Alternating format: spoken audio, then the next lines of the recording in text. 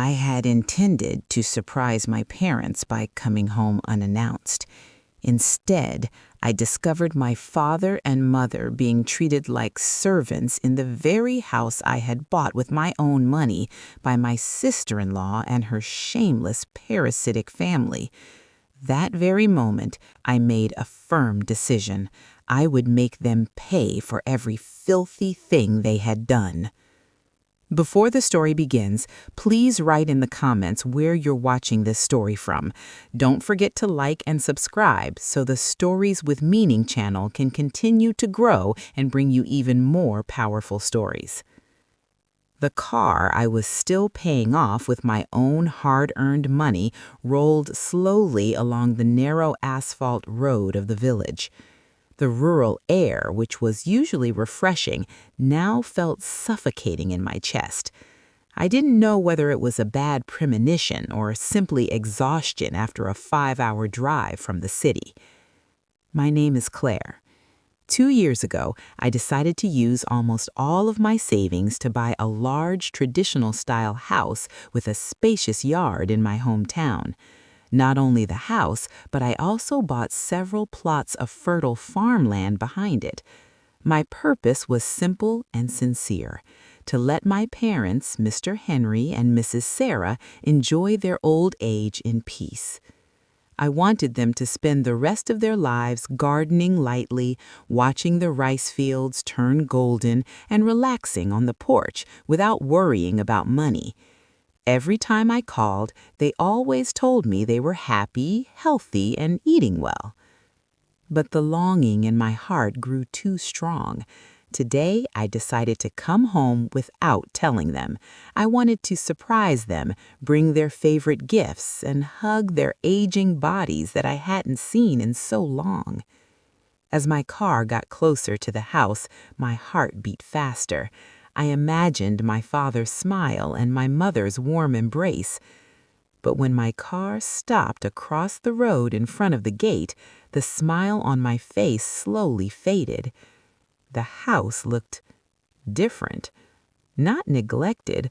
On the contrary, it was overly decorated with flashy, tasteless ornaments that clashed with my mother's simple preferences. Expensive flower pots were lined up, but none of them were the medicinal plants my mother loved. The atmosphere was loud and restless, nothing like the peaceful home I had envisioned. From inside my tinted car, I turned off the engine so my arrival wouldn't be noticed. I wanted to observe first. My eyes landed on a thin, elderly man sweeping the wide yard under the scorching sun. His back was deeply hunched, his movements slow and exhausted. That was my father. My chest tightened painfully. He was supposed to be relaxing with a cup of tea, not working like a hired gardener. Before I could process the shock, a shrill voice rang from the porch. A middle-aged woman with a plump body sat there, fanning herself while holding a jar of snacks. It was Mrs. Yolanda, my parents' in-law, the mother of Monica, my brother's wife. She shouted angrily at my father because dust from his sweeping drifted toward the porch. Harsh words poured from her mouth without restraint, calling him a useless old man. I clenched the steering wheel until my knuckles turned white. How could a guest act like a master while the homeowner was treated like a servant? Then my heart shattered even further. From the side door emerged my beloved mother, Sarah, carrying a large basin filled with heavy, wet laundry. Her steps were unsteady. She was panting. I knew my mother had chronic back pain. Why was she carrying such a heavy load? Hadn't I bought her a large-capacity automatic washing machine so she wouldn't have to wash clothes by hand anymore? The answer appeared moments later. Monica, my sister-in-law, walked out while scrolling through her phone, casually pointing toward the clothesline and ordering my mother to hurry up and hang her clothes because she was about to leave for a social gathering. She didn't help at all. She even looked disgusted if her clothes weren't washed perfectly. tears streamed down my face uncontrollably. This wasn't the peaceful retirement I had promised my parents. This was slavery. They had lied to me all this time, hiding their suffering so I wouldn't worry and could focus on working in the city. Guilt slammed into me like a truck. I felt foolish for believing their words and for rarely coming home because of work. Right before my eyes, my father tried to bring a glass of water to Mrs. Yolanda, who was complaining about being thirsty. His trembling hands caused some water to spill on the porch floor. She immediately stood up, slapped the glass away until it shattered, and pointed her ring-covered finger at my father's face. I recognized that ring. It was bought with the money I had sent last month, money specifically meant for my father's medical expenses. Now it was wrapped around that cruel woman's finger. My anger exploded. I wanted to storm out of the car, kick down the gate, and slap those shameless faces. But reason held me back. If I lost control without preparation, they would deny everything, twist the story, and paint me as an ungrateful daughter in front of the neighbors. I needed proof. I needed to see just how rotten the roots of this problem were. I wiped my tears, adjusted my shawl, and took a deep breath.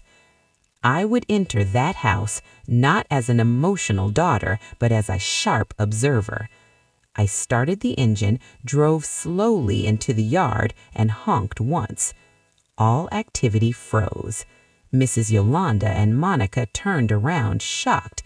My parents turned too, and I saw fear in their eyes, as if my arrival would only bring them more trouble. My heart broke all over again. I stepped out of the car with a calm face, hiding the storm raging inside me. I walked firmly toward the porch. Silence fell. Mrs. Yolanda quickly forced a fake smile. Monica shoved her phone away and pretended to tidy the plants like a dutiful daughter-in-law. My parents stood silently, hands clasped tightly. I wanted to run to them, hug them, and cry and beg for forgiveness for being late. But I knew if I showed weakness now, those parasites would only grow bolder. I had to be strong. I had to be my parents' shield. "Oh, Claire, you're home. Why didn't you tell me? I could have cooked something special," Mrs. Yolanda chirped sweetly, trying to hug me. Her overpowering perfume clashed horribly with the scent of my father's sweat. I gently avoided her hug and looked straight at her. I simply nodded and walked past them, straight to my parents. I held my father's rough, calloused hand. It was hot. He had a fever. I held my mother's wrinkled, soaked hand, damaged from hours in soapy water. "Dad, Mom, Claire's home," I whispered. My mother's eyes filled with tears, but she glanced fearfully at Mrs. Yolanda. "All praise be to God. You're healthy, my child," she whispered. No complaints, no accusations, just love. It cut deeper than any knife. I guided them to sit down, but Monica interrupted sharply. "Hey, Claire, they're dirty from the yard. They'll stain the new chairs. Let them clean up in the back first." My blood boiled. Those chairs, hand-carved teak chairs I bought so my father could relax. Now he wasn't even allowed to sit on them? "Oh, I see," I replied calmly. I watched my parents walk slowly toward the back of the house. Inside, I saw the truth. My graduation photos were gone, replaced with giant wedding portraits of Monica and Frank, my brother, and a glamorous close-up of Mrs. Yolanda. The master bedroom, meant for my parents, was taken over. Their real sleeping place? A former storage room near the dirty kitchen. No bed, just a thin mat on cold cement. That night, I secretly recorded everything. The room, my father's pain, their whispered conversation about needing money for medicine but being afraid to ask. This was my first piece of evidence. That night at dinner, lavish food filled the main table, but my parents weren't there. "Where are Mom and Dad?" I asked calmly. Monica answered casually, "They like eating in the back, more comfortable on the floor." A lie. I stood up, took my empty plate, and walked toward the back. Frank tried to stop me. "Claire, just eat here." I brushed his hand away. I reached the kitchen and saw my father and mother sitting on the floor, eating cold white rice with leftover vegetable broth and a single piece of burnt tempeh. They ate hungrily, not because it tasted good, but because they were starving after a full day of forced labor. My heart shattered into pieces. I returned to the dining room and stared sharply at every face seated there. Yolanda, the greedy one, Monica, the sly one, and Frank, the coward. All of them were enjoying delicious food on the suffering of the very people who had given them life and raised them. "Why are you looking at us like that, Claire?" Monica asked irritably, clearly disturbed by my gaze. I smiled faintly, a very cold smile. "It's nothing," I said calmly. "I was just thinking about how delicious food bought with someone else's sweat must taste. Enjoy it while you can, because we never know when that pleasure will be taken away by force." The dining table instantly fell into an eerie silence. Yolanda slammed her spoon down roughly. Frank lowered his head even further. I sat back down, not to eat, but to plan. Tonight I would let them eat their fill, but tomorrow I would start collecting every debt of cruelty they owed. I wouldn't let a single second pass without accounting. This house would become a witness to how a daughter demanded justice for her parents' dignity. The morning sun had barely peeked shyly from behind the hills, yet chaos in the house had already begun since before dawn.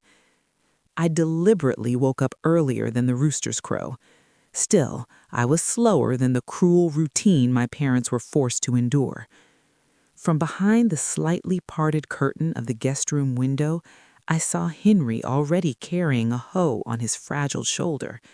Beside him, Sarah held a food container filled with drinking water and a modest meal. Their steps were heavy. There was no pride or joy, only the look of prisoners being marched toward a labor camp. My heart ached at the sight. At their age, they should only need to stroll leisurely along the rice field paths, breathe fresh air, supervise workers, then return home for warm tea. Not wade into cold mud and burden their aging bones with brutal labor. I waited until they disappeared around the bend of the village road. Then I quickly showered and got dressed. I wore casual, comfortable clothes and a simple shawl, then slipped out of the house without waking the others, who were still sleeping soundly in their luxurious bedrooms. I followed my parents' path toward the rice fields behind the house. The 2-hectare stretch of golden rice spread beautifully before my eyes. This land was bought with my annual bonuses and years of savings, meant to give my father a joyful pastime, not torture. I hid behind a fertilizer storage hut, far enough to stay unnoticed, yet close enough to observe everything. My blood boiled as I watched my father step into the field, bending over to harvest rice alongside farm laborers. The difference was clear. The laborers worked swiftly and powerfully. My father frequently stopped, clutching his lower back as if it were about to snap. My mother sat on the ridge, not to rest, but to gather scattered grains non-stop under the rising heat of the sun.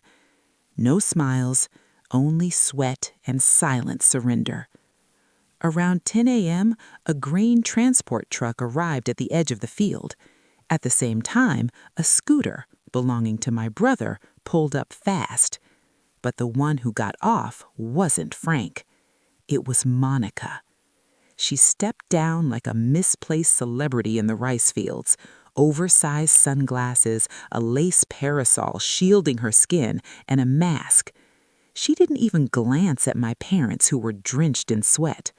Monica walked straight toward the grain collector, a muscular man carrying a leather sling bag. I discreetly activated my phone's audio recorder and crept closer behind banana trees. What I heard, my blood boiled. The collector handed Monica a thick stack of large bills. That was the harvest profit, tens of thousands of dollars. Monica's eyes sparkled as she counted the money.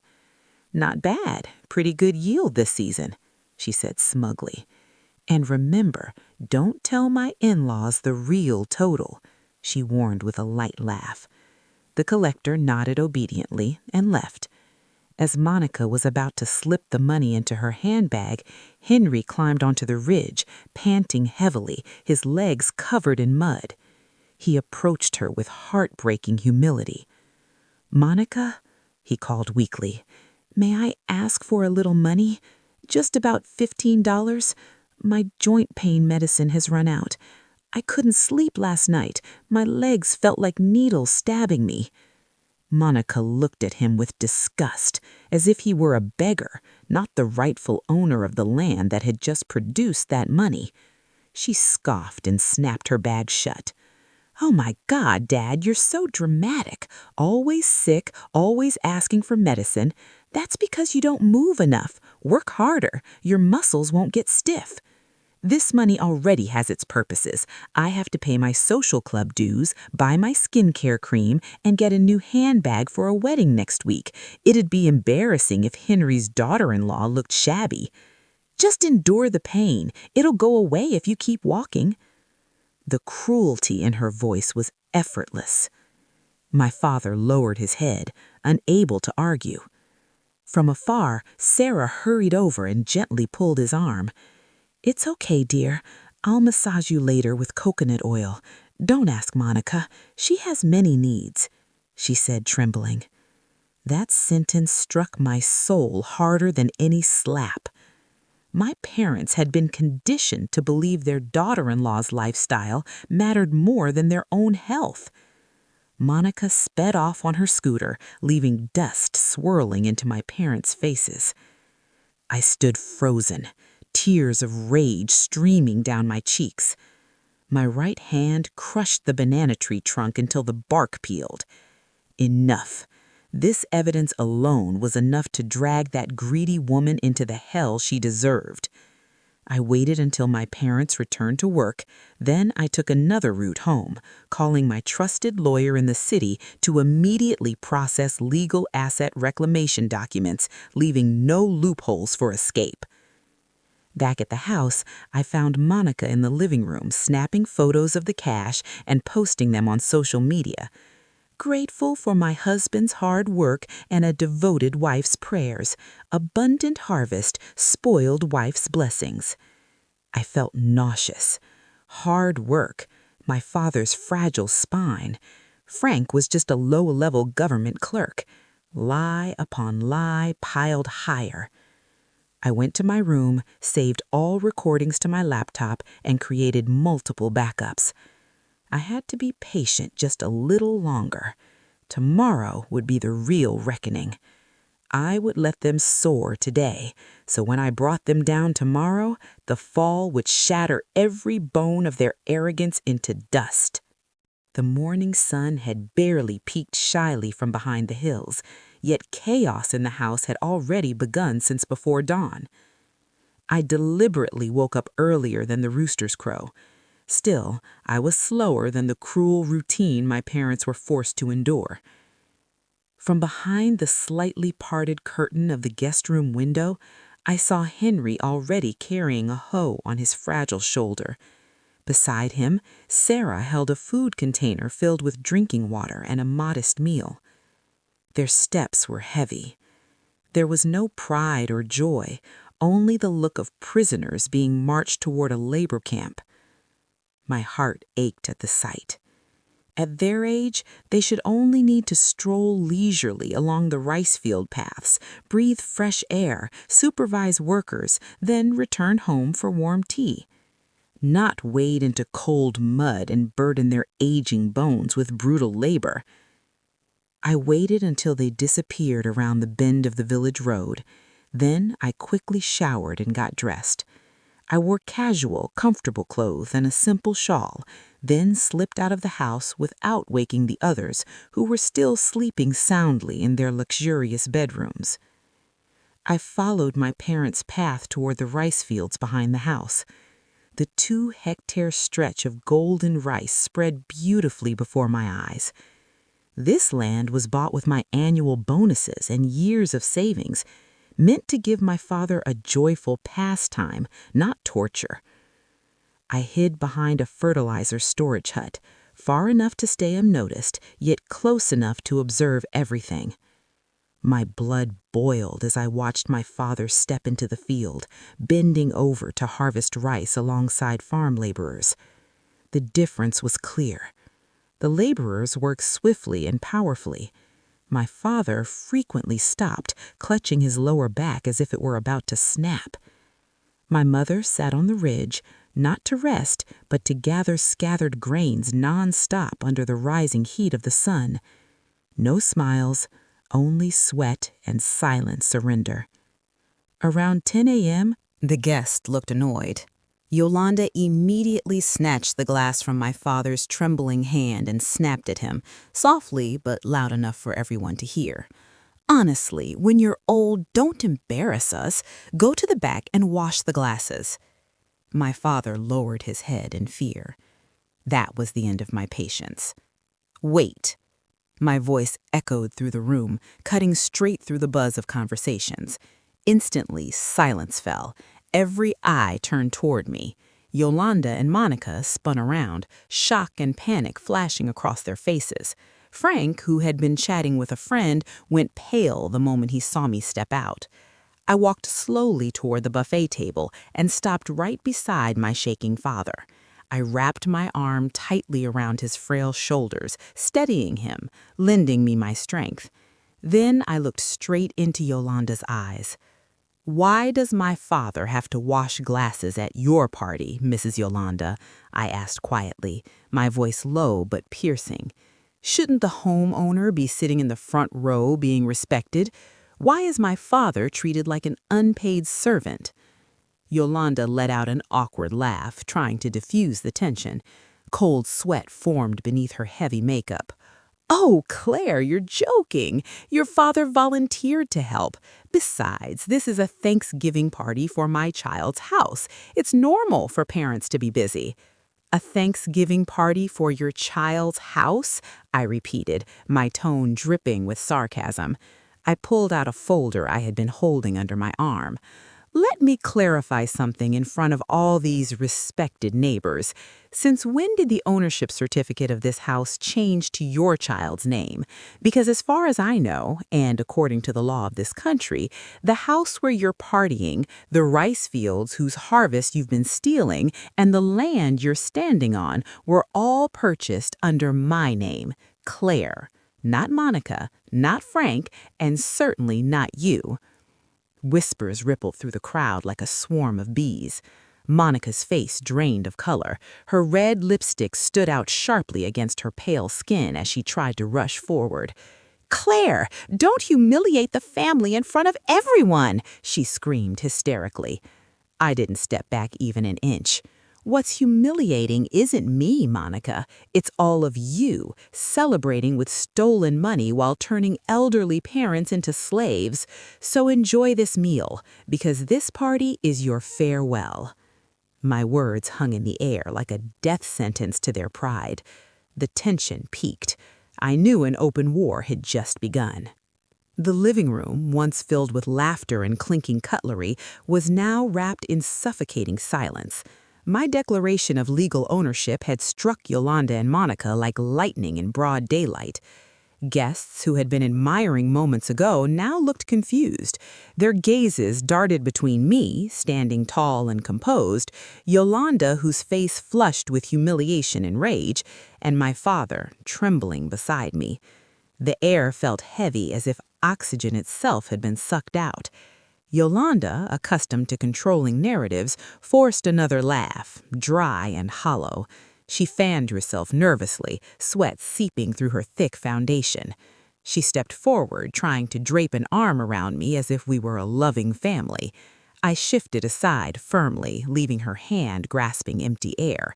Her fake smile twitched. Clearing her throat loudly, she addressed the guests instead of me, claiming I was simply exhausted from traveling and speaking nonsense. She insisted that property matters were private kitchen affairs not worth discussing publicly. Then she crossed a line. She said Henry and Sarah were senile, often falsely claiming ownership, even though they had already handed everything over to their son and daughter-in-law. The slander slid effortlessly from her poisonous tongue. She thought labeling my parents as senile would save her. She was wrong. I didn't respond to her words. Instead, I turned to my parents. In front of dozens of frozen neighbors, I did something that left Yolanda completely powerless. I took my mother Sarah's hand, the hand once soft but now rough, cracked, and reeking of harsh detergent, and lifted it high for everyone to see. "Look at this hand," I said, my voice shaking as I fought back tears. "This hand raised me and my brother. This hand should be holding prayer beads and books in her old age. But look at it now. The skin is peeling because she's been forced to hand wash her daughter-in-law's party clothes every single day. Is this the hand of a household queen like Mrs. Yolanda queened? Can a hobby of cleaning destroy someone's hands like this?" Gasps rippled through the room. Women in the front row covered their mouths, eyes widening at the sight of my mother's hands. Before the shock faded, I turned to my father. I gently lifted his sleeve.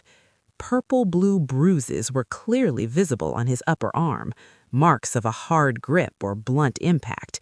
My father tried to pull away in shame, but I held him softly. "Who did this to you?" I asked him in front of everyone. He stayed silent. His eyes flickered fearfully toward Monica. That look alone was more honest than 1,000 words. Monica panicked. She shrieked, accusing me of exaggeration, claiming my father fell in the bathroom due to his own carelessness. She lunged forward to pull him away from me. I stepped in front of him instantly. I stared at her with a gaze as cold as to freeze lava. "Since when does slipping in the bathroom leave bruises shaped exactly like human fingerprints?" That question crushed her. She stepped back, pale and speechless. Then I turned to my younger brother, Frank, who had been standing motionless in the corner like a lifeless statue. "Frank," I called firmly. He flinched. I ordered him to step forward and stand in front of our parents. His steps were heavy, as if iron shackles weighed down his legs. When he stood before me, fear filled his eyes, not of me, but of his wife. I asked him where his conscience was, where his promise was, the promise he made when I paid for his education, swearing he would protect our parents while I worked in the city. He said nothing. I gripped his shoulders, forcing him to face our father's wilted expression and our mother's exhausted face. "Are you full, eating good meat while your parents survive on leftover rice in the back kitchen?" That question pierced him. Frank broke down, sobbing uncontrollably. His tears were the tears of a coward, someone who knew he was wrong but lacked the courage to fix it. The room had flipped completely. Where guests once looked at Yolanda and Monica with admiration, now their gazes burned with disgust, suspicion, and anger. Whispers grew louder. "No wonder Henry looks so thin," someone murmured. "I've heard shouting from this house before," another admitted. The facade was gone. Realizing she was cornered, Yolanda played her last card. She suddenly collapsed onto the floor, pretending to faint in dramatic fashion. Monica screamed hysterically. "Mom! Mom fainted! Claire, look what you've done! You're trying to kill my mother-in-law!" I didn't move. I knew that cheap acting too well. I calmly addressed one of the guests, a local community health officer. "Sir, please check her. If she's truly unconscious, we'll call an ambulance, but if she's pretending, I have a bucket of fish pond water outside. A splash might wake her." At the mention of murky pond water, Yolanda's eyelids twitched. I smiled coldly. Their performance no longer worked on me. Today, I wasn't just taking control of the party, I was reclaiming my parents' dignity. And this confrontation was only the beginning. Moments later, Yolanda slowly opened her eyes, pretending to regain consciousness. Monica helped her sit up, instantly adopting a victimized expression. Seeing sympathy fail, Monica switched tactics. She wiped her fake tears, stood tall, and glared at me with pure hatred. She raised her voice so everyone could hear. "Fine, let's talk law. Frank is the only son, and he has full inheritance rights, and he signed a deed granting management of the house and farmland to me as his wife." She rushed to her room and returned with a plastic folder, pulling out a crumpled document. She waved it in my face and toward the neighborhood council head who happened to be present. "Look, Frank's signature, stamped and sealed. He transferred everything to me last month. Legally, I'm the lady of this house now. You, Claire, are just an uninvited guest." She smiled triumphantly. Frank's head dropped even lower, silently admitting he'd been forced to sign under threats of divorce. The guests murmured again, confused. To them, a stamped paper sounded powerful. I laughed softly, coldly. I shook my head and looked at Monica as if she were a child showing off fake money. "Monica," I said quietly, sharply, "you're so obsessed with grabbing wealth that you forgot to learn basic law." I opened my elegant leather bag and pulled out a thick folder. Slowly, I revealed an official document bearing a golden national emblem. The original certificate of freehold ownership of this house and land. I handed it to the neighborhood council head. "Please read aloud whose name is written as the legal owner on the original certificate." "Is the name written there Henry or Frank or someone else?" I asked calmly, though my tone left no room for doubt. Mr. Reed, the neighborhood head, adjusted his glasses and squinted at the document. The room fell into total silence. Everyone held their breath. "Registered owner," Mr. Reed read aloud in a firm, official voice.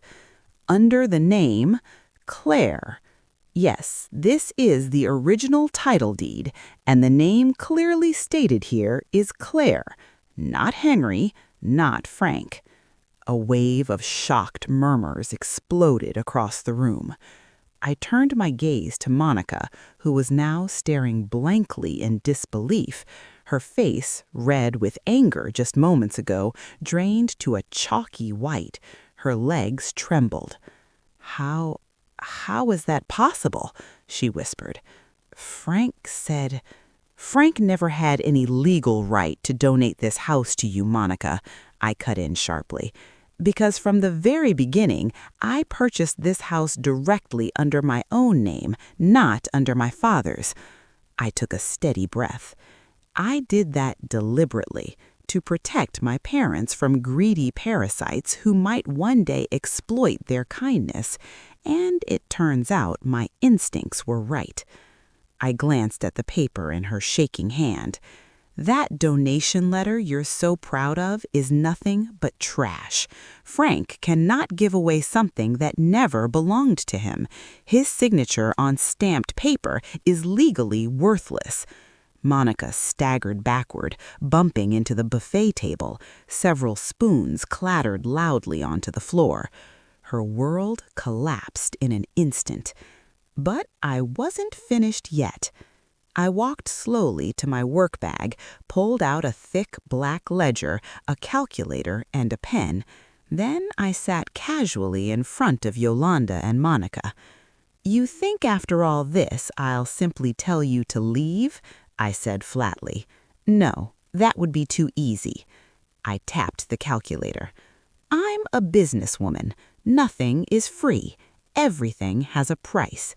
And today I'm collecting the cost of every meal you stole, every dollar you took, and every tear my parents shed.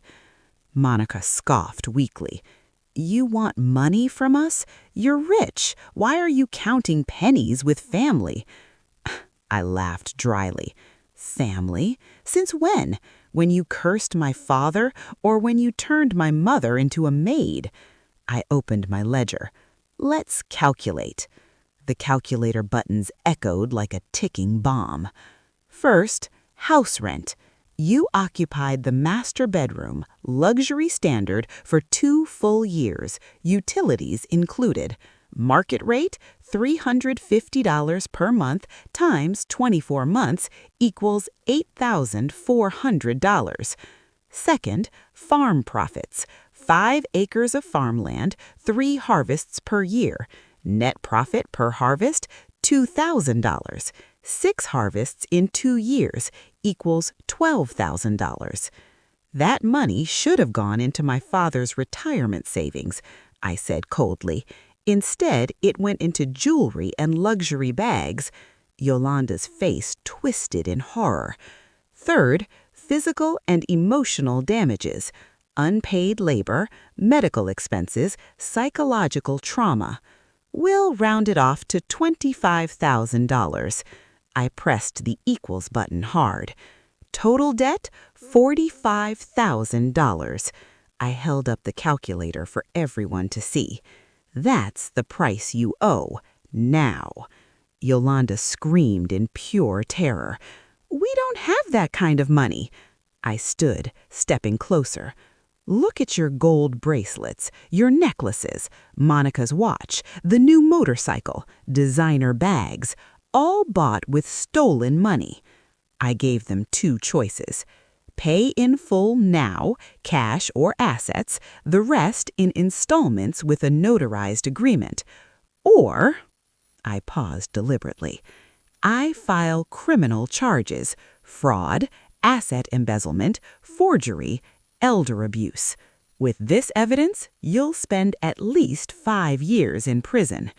Monica broke down completely.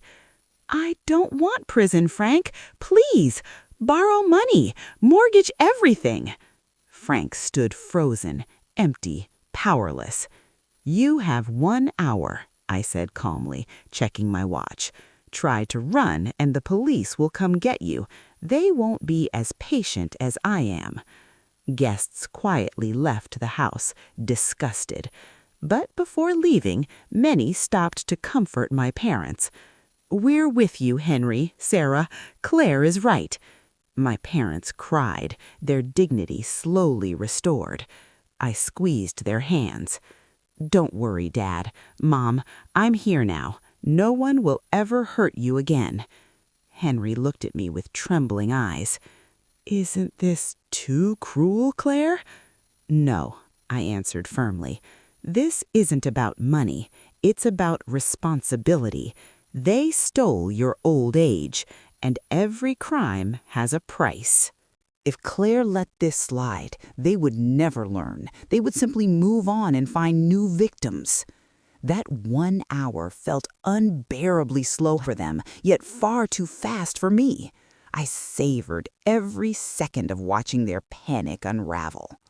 Monica desperately called her friends, begging for loans. It was useless. Who would hand over tens of thousands of dollars on a moment's notice? Yolanda tried coaxing Frank, whispering and crying, even suggesting he sell a kidney if necessary. Frank didn't budge. They were completely trapped, pinned against the very wall they had built with their own greed. And I, Claire, stood as the gatekeeper, holding the key to their fate. This bill was not just numbers on paper, it was a mirror, one I forced them to stare into, so they could finally see the ugliness of their own souls. The clock on the wall kept ticking. Each second landed like a sledgehammer against Monica's and Yolanda's chests. The 1-hour deadline was almost up. Monica's face was no longer recognizable. Her makeup had melted into streaks of tears and mucus. She looked broken, terrified beyond reason. Yolanda, once fierce and domineering, now curled up on the couch like a soaked, shivering cat. Her lips moved nonstop, either praying or cursing. No one could tell.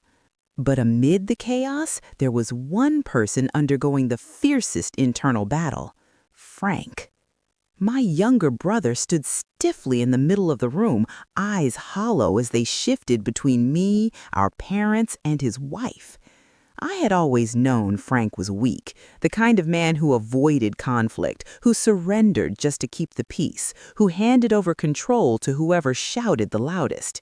And Monica had always been the loudest voice in his life. She controlled his paycheck, she chose his clothes, she forbade him from visiting our parents. Frank had become nothing more than a lifeless puppet in his wife's hands. But today, seeing our father Henry bruised, our mother Sarah's hands ruined, and his older sister arriving like a storm of justice, something inside Frank finally cracked. The shell of his cowardice began to split. "Frank, don't just stand there!" Monica screamed, snapping him out of his trance. She rushed forward and shook him violently. "You're a man. You're the head of this family. Fight your sister. Tell her this debt is invalid. Tell her we won't pay. Protect your wife. Do you want to see me go to prison, huh?" Frank didn't answer. His body swayed under Monica's grip, but his eyes remained fixed on the floor. "Frank, answer me!" Monica shrieked. She began pounding his chest with clenched fists. "Are you mute? What's the use of being a husband if you can't defend your wife? You useless man, coward. No wonder your salary is small. Your guts are even smaller." The insults poured out, the same words she'd likely hurled at him thousands of times before. Usually, Frank would apologize, beg, submit. But this time was different. When Monica spat the word coward, Frank slowly lifted his head. He looked at her. It wasn't fear in his eyes anymore. It was exhaustion. Years of being blamed, years of being controlled, years of guilt toward his own parents. Suddenly, Frank grabbed both of Monica's wrists mid-strike. His grip was firm. "Enough," he said quietly. The room froze. "What?" Monica stared at him in disbelief. "Let go, you're hurting me." "I said enough," Frank shouted. His voice thundered through the room. Yolanda jolted upright on the couch. Our parents flinched. It was the first time in my life I had ever heard Frank raise his voice like that. His chest heaved as bottled emotions erupted like a volcano. He shoved Monica's hands away, sending her stumbling backward. "You say I'm a useless man. You call me a coward. You're right, Monica. I am a coward, but not because my salary is small. I'm a coward because I let a demon like you trample over the heaven beneath my mother's feet." He pointed at Monica, finger trembling with rage, tears streaming down his face. "For 5 years of marriage, I stayed silent. You took my entire paycheck. I gave it. You told me not to send money to my parents. I obeyed. You insulted me. I endured it. I thought that's what it meant to be a good husband, to give in. But I was wrong. My silence turned you into a monster. My silence made my parents suffer." Frank turned and pointed at Sarah. "Look at my mother's hands, the hands that gave birth to me, ruined from washing your party clothes. Where is your heart, Monica? Where?" Monica stood frozen, mouth agape.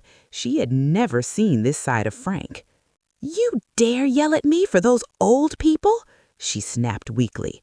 "Watch your mouth." Frank cut her off instantly. "Those old people raised me to stand here today. And you, both you and your mother, are nothing but parasites feeding on our blood." Frank turned to me, eyes red and wet. "Sister Claire, I'm sorry." Then he dropped to his knees in front of Henry and Sarah. He clutched our father's legs, sobbing uncontrollably. "Dad, Mom, forgive me. I'm an unfilial son. I was so afraid of my wife that I forgot my parents. I've sinned." Henry, soft-hearted as ever, bent down and embraced his son, crying with him. "That's enough, son. I forgive you. Get up. You're still my child." I had to tilt my head upward to keep my tears from falling. This is what I had been waiting for. Not money, not prison, but my brother returning to his family. Frank stood slowly, wiped his tears, and turned to face Monica and Yolanda. His face was different now, firm, resolute. "Monica," he said flatly, "starting today, this very second, I refuse to be your husband. I divorce you." Those two words exploded harder than any bomb. "I divorce you." Monica screamed hysterically as if being skinned alive. "No, Frank, you're crazy. You can't divorce me. Who will take care of you? Who will cook for you?" "I can cook myself," Frank replied coldly, "or I can eat takeout. That's better than swallowing misery every day with you." He turned to Yolanda. "And you, leave my sister's house. Take your daughter and go. I'm done with both of you." Yolanda panicked instantly. "Frank, don't be like this. We can talk. Monica was just emotional. Don't divorce her. Who will pay my car installments? Who will give me spending money?" I stepped forward, cutting her off. "No one will finance your lifestyle anymore, Yolanda. Frank is awake now. You're back to the original choices. Pay $45,000 or go to prison. Since Frank has divorced Monica, he bears no responsibility for her crimes. These are purely criminal acts committed by Monica and you." Monica stared at Frank in disbelief. The man she once treated like a dumb ox now stood tall, an unmovable wall. She realized she had lost everything in one day: luxury house, social status, money, and the husband who once loved her. "You have 10 minutes to pack your personal belongings," I said firmly, pointing to the door. "Only clothes and underwear. No jewelry, no watches, no handbags, no cash, no vehicles. Hide even a single ring and it becomes theft with heavier charges." Frank walked to the front door and swung it wide open. Afternoon sunlight flooded the living room as if guiding darkness out. "Please leave," Frank said without looking back. Monica sobbed uncontrollably. Yolanda shakily helped her up. They were pitiful, nothing like the high society ladies they pretended to be that morning. They limped toward the bedroom under cold stares. Karma was working, precise and merciless. 10 minutes later, the bedroom door opened. Yolanda emerged first, dragging a large suitcase. Her face was swollen, makeup smeared into a tragic clown mask.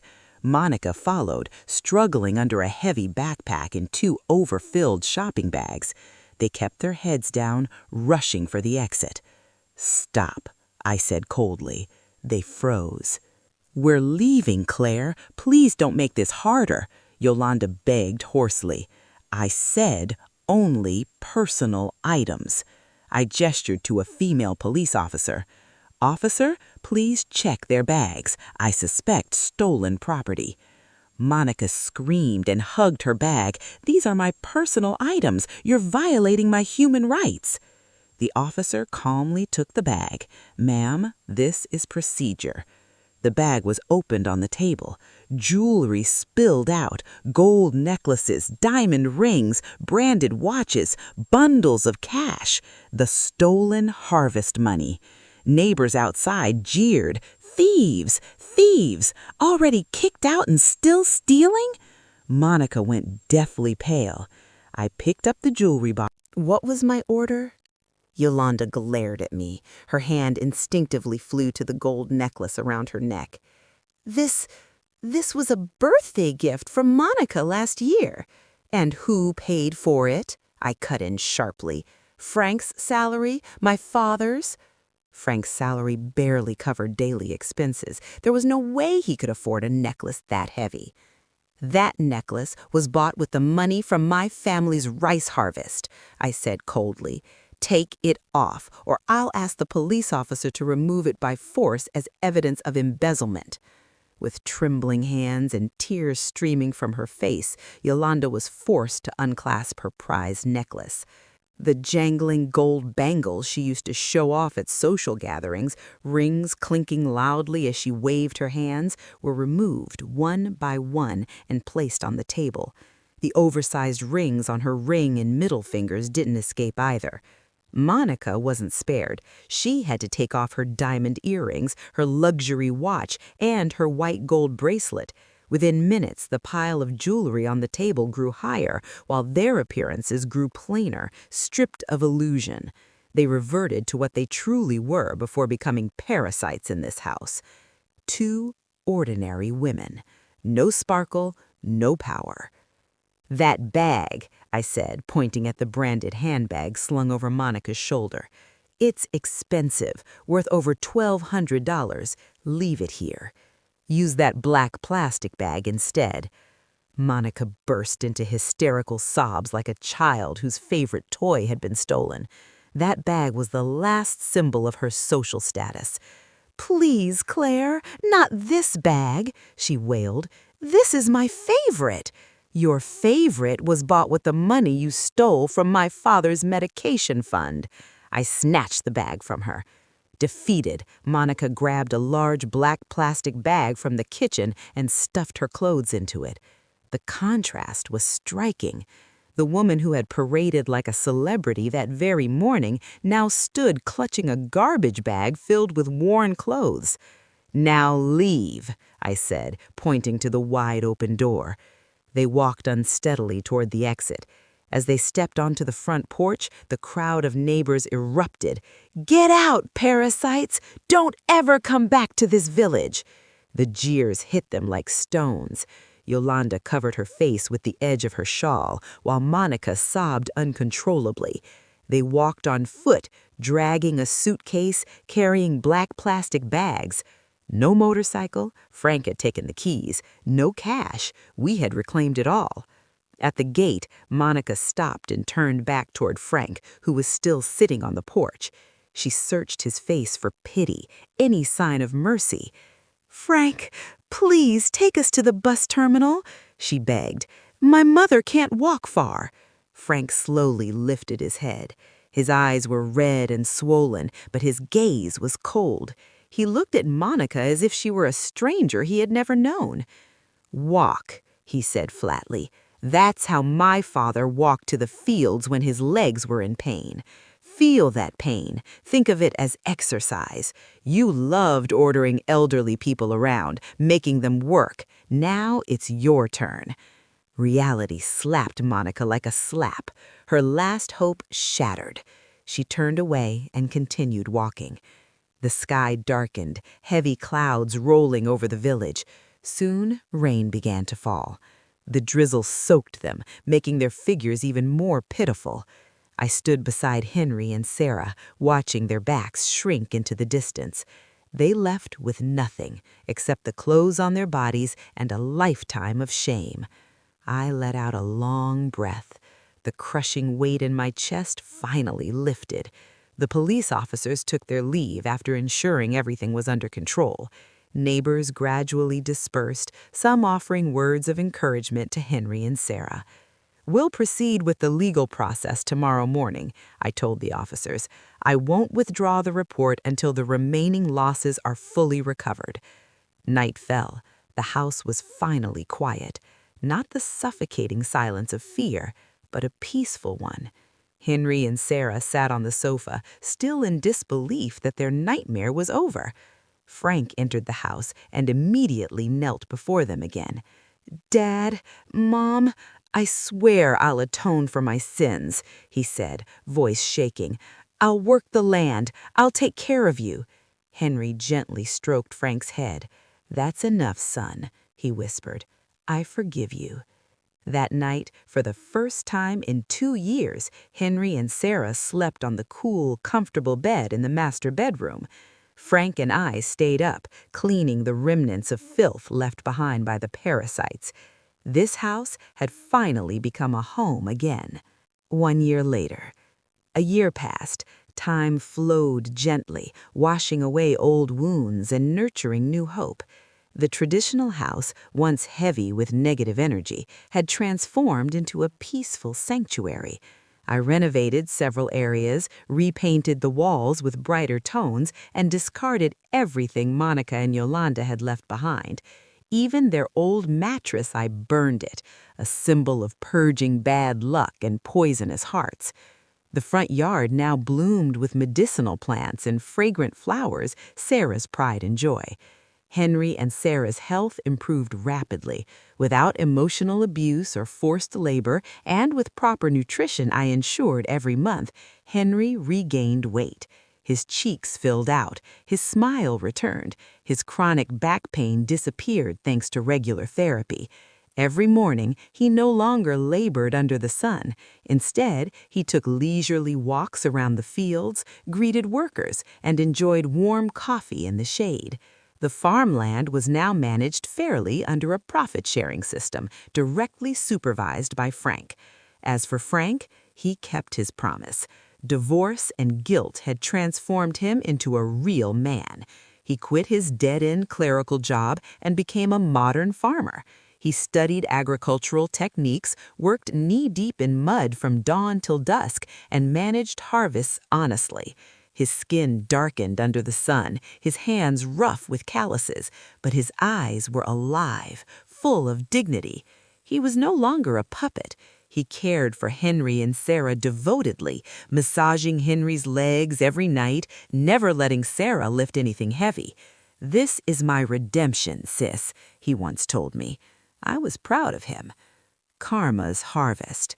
That afternoon, I sat on the porch with my laptop finishing work, accompanied by warm fried bananas made by Sarah. A gentle breeze blew. Henry laughed loudly at a neighbor's joke. Harmony filled the air. But karma never rests. While we enjoyed peace, elsewhere consequences were being collected. A relative from the nearby city told me about Monica and Yolanda. After being expelled with nothing, they struggled. The money from selling their old clothes ran out within a month. Monica, who had no skills besides makeup and insults, couldn't find decent work. Her diploma meant nothing because of her terrible attitude. Eventually, she became a dishwasher at a crowded street food stall. The irony was brutal. The hands she once boasted were soft as silk, now cracked, blistered, and burned by harsh detergent and greasy water. She scrubbed hundreds of filthy plates every night, just like she once forced Sarah to wash her clothes. The stall owner was ruthless. If a plate wasn't spotless, Monica was publicly humiliated, called stupid and slow. She could only bow her head and cry. She couldn't quit. If she lost the job, she wouldn't eat. Yolanda's fate was worse. The stress of losing her status triggered severe hypertension. Months ago, she suffered a stroke, paralyzing half her body. She lay helpless on a thin mattress in their cramped, airless room. Ironically, Monica, the daughter she once defended fiercely, no longer cared for her. She often left Yolanda hungry until night. Neighbors heard Monica screaming at her mother for soiling herself. "Useless old woman! Such a burden! Why don't you just die?" The words were identical to those she once hurled at my father. Karma spoke through her own child's mouth. Now Yolanda knew what it felt like to be powerless, humiliated, abandoned. The last news I heard, Monica planned to abandon her mother at a government-run care facility because she couldn't afford rent or adult diapers anymore.